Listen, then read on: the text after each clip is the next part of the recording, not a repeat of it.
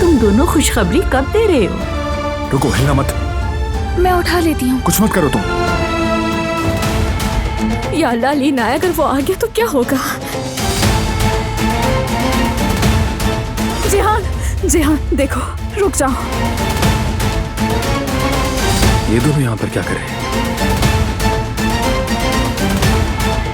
यामूर, यामूर, यामूर! इधर आओ, बिल्कुल हिलना मत। छोड़ो मुझे। नहीं छोड़ूंगा। यहाँ क्या हो रहा है?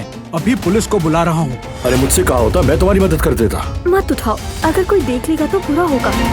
जी कहे इस्मत अंकल, जल्द थे, जेल से रिहा हो गया है। वो जेल से छूट गया है। मेरी शहजादी को तो काफी ठंड लग रही है। गुल,